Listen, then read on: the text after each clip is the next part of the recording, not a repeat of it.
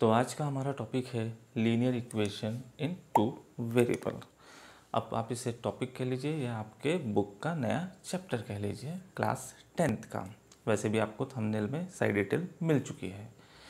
तो linear equation in two variable का ये फर्स्ट इंट्रोडक्शन वीडियो है। आज हम उसके बारे में कुछ इन्फॉर्मेशन देखेंगे, समझेंगे कि क्या लीनियर इक्वेशन है, और कुछ इंट्रो के लिए कुछ सवाल भी देखेंगे। हमेशा की तरह मैं आपसे एक कहना चाहूँगा कि भाई इंट्रोडक्शन वीडियो प्लीज़ मिस ना करें।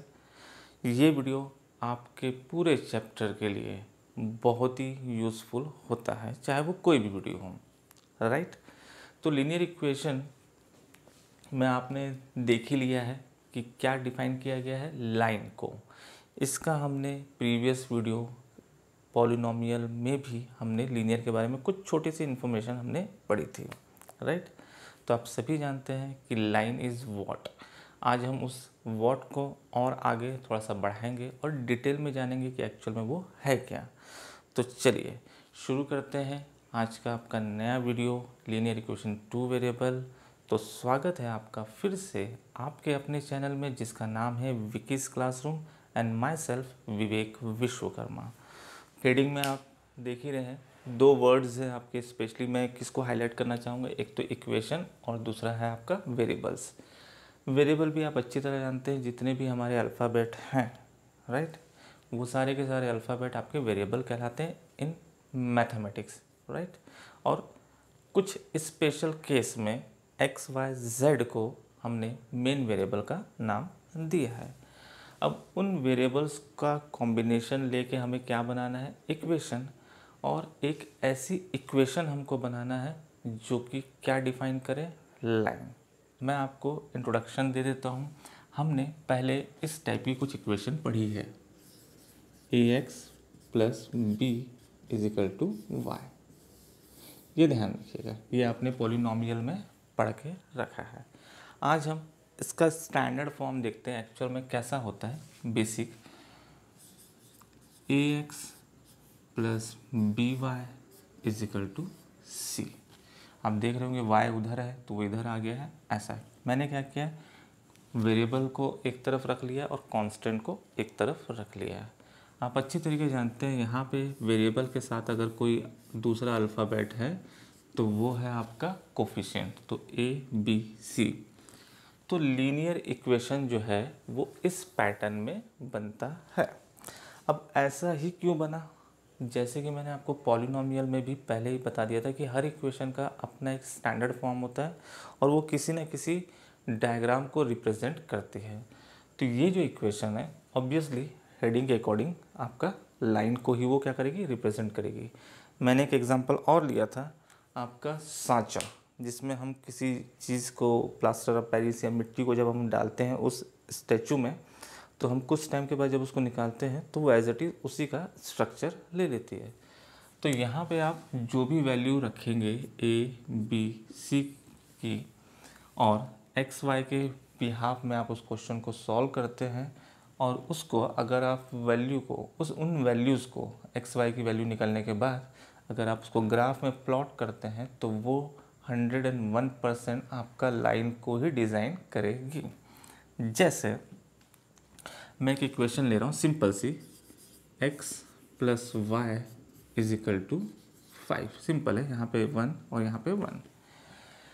इसमें से मैं क्या करता हूँ, देखिए वो इक्वेशन आपको पहले से दिख रही है, तो मैं y या x जो भी आप चाहे, आपकी जो चॉइस है वो आप निकाल लो।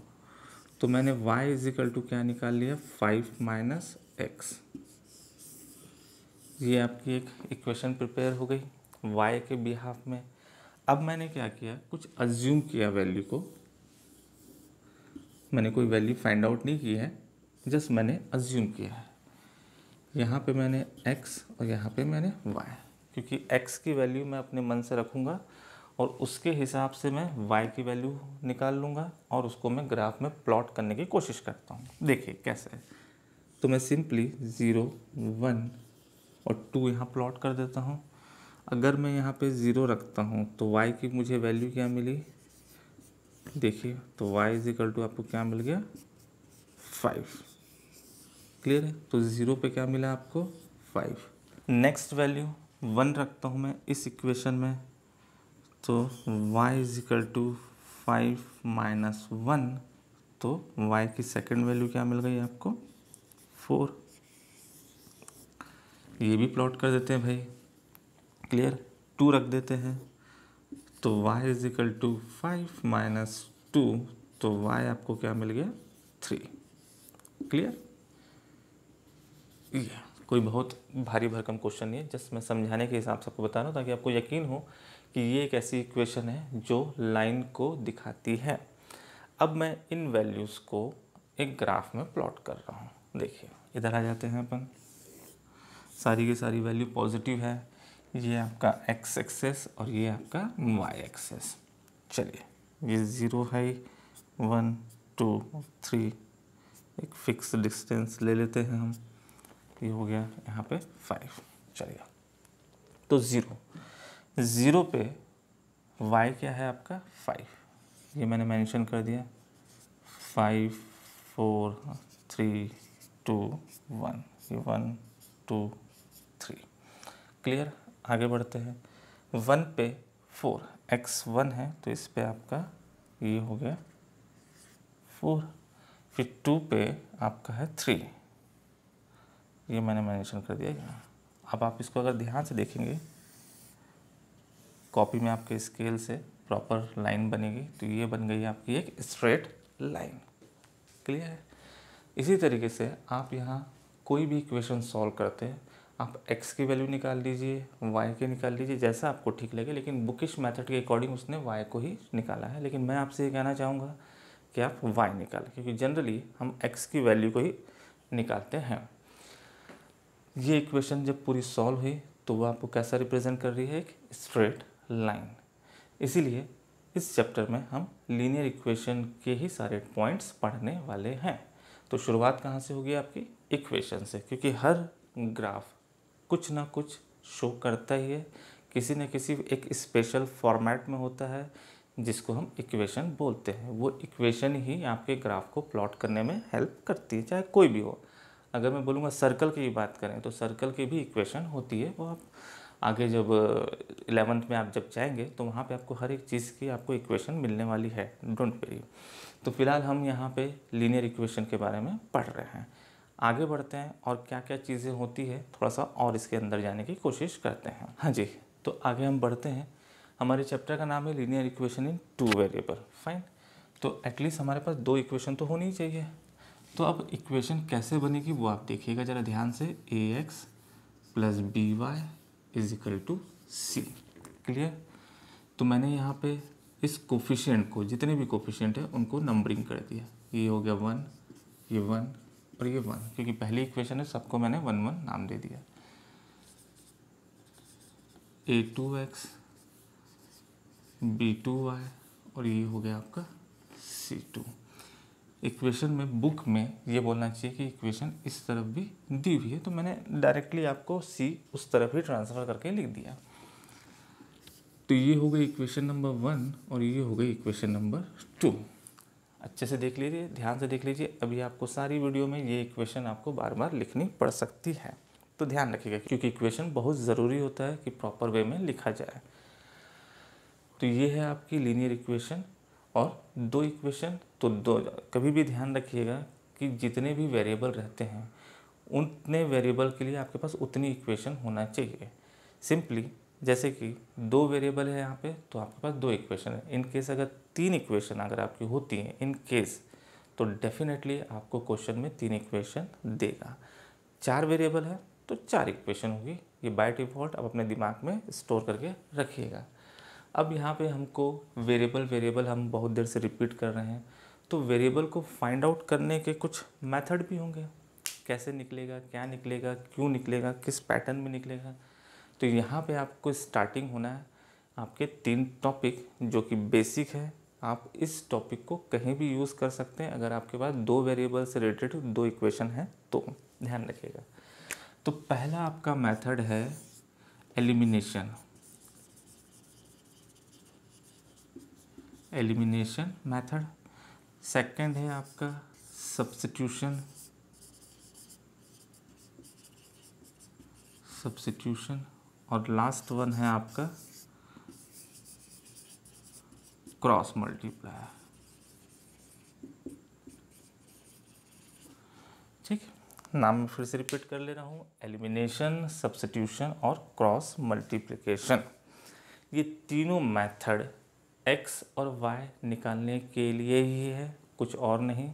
सिर्फ बनने का पैटर्न कैसा कैसा हो सकता है, सवाल के अकॉर्डिंग, आपके क्वेश्चन के अकॉर्डिंग, आप जो कंफर्टेबल हो आप वो मेथड आप लगा सकते हैं। एग्ज़ाम में भी बहुत कम चांसेस होते हैं कि पर्टिकुलर आपको नाम लेके वो ये बोले कि इस मेथड से ही बनाएं, लेकिन कभी कभार ऐसा दे देता है कि हाँ पर्टिकुलर क्वेश्चन को इसी मेथड से बनाएंगे, तो आपको फिर वहाँ पे मजबूरी हो जाएगी कि आपको उस मेथड से ही बनाना है। इसलिए मेथड को मैं ठीक अच्छी तरीके से डिफाइन करूँगा। फाइन, इसके बाद आपको पढ़ना है वर्ड प्रॉब्लम।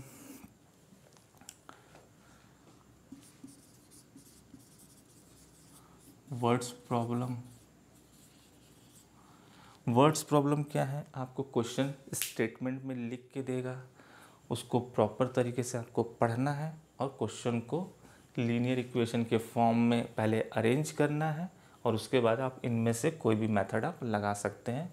ये बहुत इंपॉर्टेंट है, ध्यान रखिएगा। और यहाँ पे वर्ड प्रॉब्लम के लिए स्पेशली मैं कुछ कहना चाहूँगा। वर्ड प्रॉब्लम क्या है, आपको सभी को अच्छी तरीके से पता है कि क्वेश्चन जो है वो आपका एक स्टोरी में दिए रहेगा। तो वर्ड प्रॉब्लम के लिए मैं आपको एक अच्छी सी लाइन बोलना चाहूँगा जो कि शायद आपको अच्छी लगे। वो लाइन ये है बनाने के लिए, रीड इट, सॉल्व इट। और ये जो लाइन है, ये लाइन मैं सिर्फ ऐसा नहीं है कि पर्टिकुलर आपको लीनियर इक्वेशन के लिए ही बता रहा हूँ, ये है वर्ड प्रॉब्लम। चाहे दुनिया का कोई भी वर्ड प्रॉब्लम हो, उसको आप पढ़ते जाइए और बनाते जाइए। मीन्स आपको नोट डाउन करते हुए चलना है।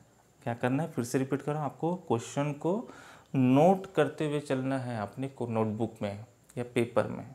क्योंकि आप अगर आप पूरे क्वेश्चन को पढ़ोगे और फिर क्वेश्चन को नोट करोगे तो वो आपके लिए बहुत ही नुकसानदायक हो सकता है। फिर बार बार आप क्वेश्चन ही पढ़ते रहोगे। मीन्स आप क्वेश्चन की, जैसे मैं एक एग्जांपल ले लेता हूँ, देखिए sum of two number is 10। Sum of two number is, इसको थोड़ा बड़ा कर लेते हैं, is 25 and their difference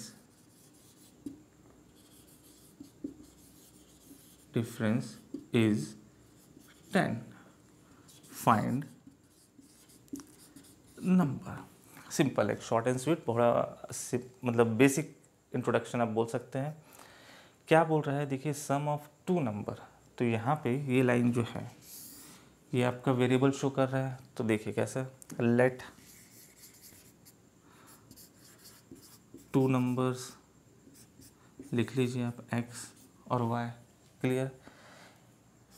according to question, पहली लाइन के लिखिए sum of two number is. शायद मैंने पहले भी बताया कि इज़ एम आर जो होते हैं, वॉज वर जितने भी है इंग्लिश के अकॉर्डिंग, वो मैथमेटिक्स में एज अ इक्वल टू को लिया जाता है। ये इंडिविजुअली मैं अपने अनुसार ही आपको समझाने के हिसाब से बता रहा हूँ। फाइन। तो according to question sum of two number, आपको दो नंबर मिल चुके हैं। तो x plus Y is equal to, क्या लिखा है आपका, 25। ये हुआ, मैंने रीड इट सॉल्व इट, मैंने पहली लाइन पढ़ी और उस क्वेश्चन को मैंने नोट कर लिया। यही चीज़ मैं आपको बताना चाह रहा था। एंड के बाद आपकी पेन आना चाहिए नीचे, एंड देयर डिफरेंस। तो डिफरेंस भाई x माइनस वाई कितना है, फिर से आ गया इज़, तो डिफरेंस आ गया आपका 10। तो देखिए यहाँ पे आपको इक्वेशन मिली है, पहली ये और सेकंड ये।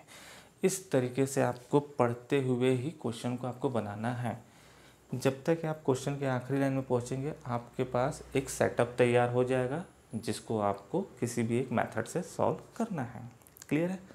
तो हम शुरू करते हैं। एलिमिनेशन मेथड क्या है, कैसा है, उसका नाम क्यों पड़ा, वो सारी चीज़ें हम आपको अच्छे तरीके से डिक्लेयर करेंगे। चलिए आगे बढ़ते हैं और एलिमिनेशन के बारे में जानते हैं। हाँ जी, तो आज का हमारा लीनियर इक्वेशन का पहला टॉपिक बोल सकते हैं आप एलिमिनेशन। ये एक मेथड है, क्योंकि दो वेरिएबल हैं तो दो वेरिएबल को आप कैसे शॉर्ट आउट करेंगे, कैसे उनको फाइंड आउट करेंगे, वो एलिमिनेशन से हम सीखने वाले हैं। देखते हैं। तो मैं एक नॉर्मली एक क्वेश्चन आपको ले रहा हूँ ताकि मेथड के साथ साथ आपको क्वेश्चन भी एक हो जाए आपका।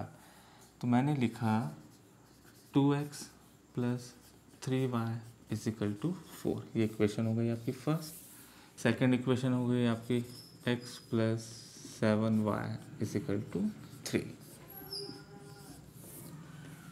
तो आपका क्वेश्चन है 2x + 3y = 4 और नेक्स्ट इक्वेशन है x + 7y = 3।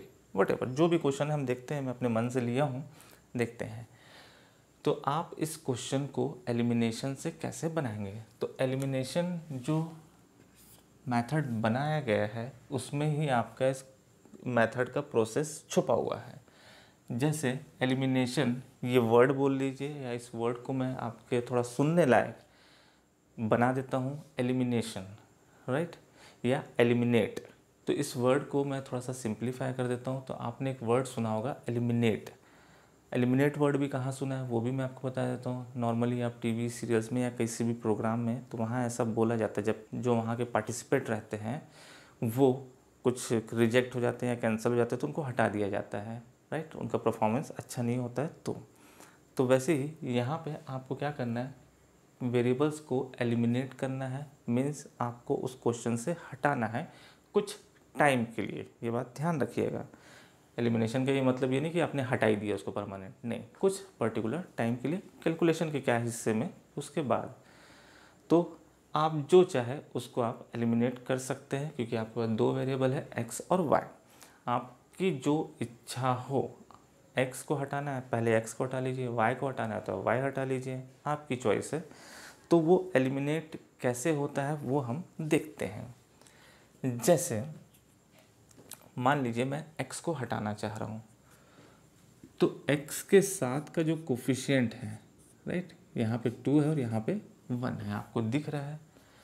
तो अगर x को हटाना है तो उनके कोफिशिएंट से, ध्यान दीजिएगा, पहली इक्वेशन का x का जो कोफिशिएंट है उससे आपको पूरी इक्वेशन सेकंड वाले को पूरे को मल्टीप्लाई करना है, और दूसरी इक्वेशन जो है उसका जो कोफिशिएंट है उसको सामने वाले इक्वेशन से पूरा का पूरा मल्टीप्लाई करना है।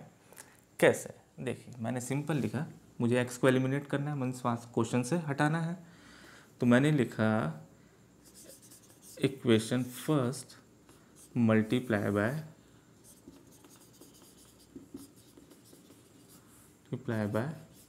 यहाँ पे क्या है 1। अभी मैं हर एक चीज़ आपको लिख के बता रहा हूँ, क्योंकि 1 के केस में नॉर्मली हम मल्टीप्लाई ये लाइन नहीं लिखते हैं, फाइन। और इक्वेशन सेकंड मल्टीप्लाई बाय आपका 2। क्लियर? मैं यहाँ पे क्रॉस का भी सीन लगा देता हूँ, यहाँ पे 1 और यहाँ पे 2। अब क्लियर होगा। इस 1 से सामने वाली इक्वेशन और इस 2 से उसके सामने वाली इक्वेशन को मैंने पूरा पूरा मल्टीप्लाई किया। देखिए, तो इसको मल्टीप्लाई करते हैं भैया, तो ये हुआ 2x, ये हुआ 3y, ये हुआ 4। 1 से तो कोई इफेक्ट आना नहीं है, इक्वेशन को नंबरिंग करते चलिए। ये हो गई थर्ड इक्वेशन। अब 2 से मल्टीप्लाई करते हैं, तो 2 1 ज़ा ये हो गया, 2 7 ज़ा 14 और 2 3 ज़ा 6। इक्वेशन हमने नोट डाउन कर ली, 2 1 ज़ा 2 7 ज़ा 2 3 ज़ा 6। अब क्या करना है, साइन चेक करना है। ध्यान रखिएगा, साइन चेक करना है कि अगर वो पहले से ही कैंसिल तो नहीं हो रहा, कहीं ये प्लस और ये माइनस है तो आप उसको ऐड करेंगे। अगर अपोजिट साइन है, प्लस माइनस है, तो आप ऐड करेंगे, और सेम साइन है तो आप वहाँ पे माइनस करेंगे, राइट है, ध्यान दीजिएगा। ये अगर अपोजिट साइन है तो आपको प्लस करना है, और सेम साइन है तो आपको प्लस करना है। सीधा सा लॉजिक है। इन दोनों को आपको एलिमिनेट करना है तो आपको क्या करना पड़ेगा वो आप ध्यान रखिए। तो मैंने साइन चेंज किया, माइनस, ये भी माइनस और ये माइनस। जो भी सेकंड इक्वेशन की जो साइन होंगे उन सारे साइन को आप मतलब रिवर्स कर दोगे। तो ये प्लस था माइनस, ये प्लस था तो माइनस, ये भी प्लस है तो माइनस। क्लियर? अगर माइनस रहेगा तो प्लस भी करना है भाई। अब ध्यान दीजिए, ये आपका x जो है, x वाला जो पार्ट है वो एलिमिनेट हो चुका है। अब 14 में से 3 गया तो पता है सबको, 14 में से 3 गया तो ये हो गया आपका 11y। अब 6 में से 4 गया तो ये हुआ आपका 2। सिंपल सा लॉजिक है। माइनस माइनस कैंसिल, तो y की वैल्यू आ गई आपके पास 2/11। थोड़ी अजीब सी वैल्यू आई है फ्रैक्शन के पॉइंट ऑफ व्यू से। बुक में सारी वैल्यू आपको आराम से फ्रेश होल नंबर में मिलने वाली है।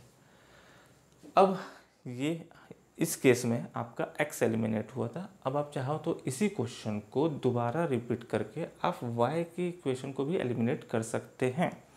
जैसे मैंने यहाँ पे y का कोफिशिएंट देखा तो इस 3 से के सामने वाली इक्वेशन को पूरा मल्टीप्लाई करेंगे, इस 7 से उसके सामने वाली इक्वेशन को पूरा का पूरा मल्टीप्लाई करेंगे, तो एक फ्रेश फिर से एक इक्वेशन मिलेगी, उसको आप फिर प्लस माइनस करेंगे तो वहाँ पे क्या होगा, ये आपको पता है 7 3 21, तो यहाँ भी 21, यहाँ भी 21, तो वो फिर से कैंसिल होंगे, मतलब हट जाएंगे, तो बचा x, तो आपकी x की वैल्यू निकल जाएगी। लेकिन बुक में ऐसा नहीं बताया, या मैं भी आपको ऐसा नहीं बताना चाह रहा हूँ। आप जैसे ही आपकी एक इक्वेशन में से, मतलब एक पैटर्न आपका बनने के बाद आपका एक वेरिएबल फाइंड आउट हो जाता है, तो आप सिंपल इस वेरिएबल की वैल्यू उठा के किसी एक इक्वेशन में आप पुट अप कर दीजिए और आप x निकाल लीजिए। जैसे यहाँ पे छोटी इक्वेशन कौन सी है, हमेशा उसको चूज़ कीजिएगा, ध्यान रखिएगा। x + 7y = 3, y आपका निकला है 2/11, तो x 7 ये 2/11 = 3। क्वेश्चन यहाँ पे आपका सिंपल ख़त्म हो चुका है। सिंप्लीफाई कीजिए और आप उसको उधर भेज दीजिए, तो 7 2 ये हो गया आपका 14, तो 3 माइनस ये 14/11, ये हो गया आपका बैलेंस। आप एलसीएम निकाल लीजिए, क्रॉस कर लीजिए, जैसा आपको ठीक लगे। तो x = ये हो गया 33, ये हो गया 14 1 14, नीचे 11 1 11। सॉल्व कर लीजिए, तो 33 माइनस 14, तो 13 माइनस 4, ये हो गया आपका 9, और 2 में से 1 तो ये 1 प्लस, ठीक है, और ये आ गया आपका 11। तो लास्ट में आपको आंसर मेंशन कर देना है, x = 19/11 और y = आपका 2/11। Simple.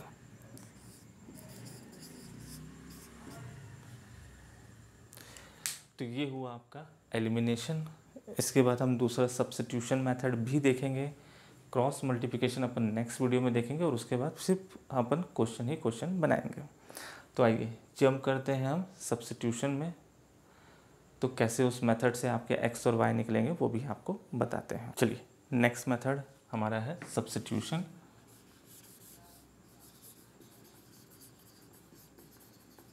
Substitution method same as जैसे मैंने एलिमिनेशन में आपको बताया था कि वहाँ पे आपको एक वेरिएबल को एलिमिनेट करना है, मतलब अपने क्वेश्चन से हटा देना है, तो बचेगा आपका सिंगल वेरिएबल, वो आपका फाइंड आउट हो जाएगा। सब्स्टिट्यूशन में भी आपके सामने ही आंसर है, इस नाम के लिखा हुआ है, इस नाम में ही आपका जवाब है। तो सब्स्टिट्यूशन मीन्स क्या है कि आपको एक वैल्यू को सब्स्टिट्यूट करना है, मतलब निकाल लेना है उसमें से। जैसे यहाँ पे मैं एक सिंपल क्वेश्चन ले लेता हूँ, x + y = आपका 5, सिंपल। दूसरी इक्वेशन हम ले लेते हैं थोड़ी सी आगे पीछे, 2x + 4y = 6। ये सब के सब कैंसिल हो रहे हैं, तो यहाँ पे इधर ले लेते हैं अपन 3। तो सब्स्टिट्यूट करना है मीन्स किसी एक इक्वेशन को आप चूज़ कीजिए और उसमें से आप किसी एक वेरिएबल को पहले ही फिल्टर कर लीजिए। ये हो गई आपकी इक्वेशन नंबर 1, इक्वेशन नंबर 2। अभी मैं समझाने के लिए सिंपल क्वेश्चन ले रहा हूँ, फिर आपको पता है आरडी से हमको क्वेश्चन बनाना ही है। तो मैंने ले लिया पहली इक्वेशन, तो यहाँ लिख लेना है आपको फ्रॉम इक्वेशन फर्स्ट, राइट। तो x + y = 5, यहाँ से आपको जो वैल्यू पसंद है, यहाँ से आपको जो वैल्यू पसंद है एक्स वाई जो निकालना है वो निकाल लीजिए। तो मैं नॉर्मली x निकाल लेता हूँ, तो 5 माइनस वाई, ये हो गया आपका सब्स्टिट्यूट।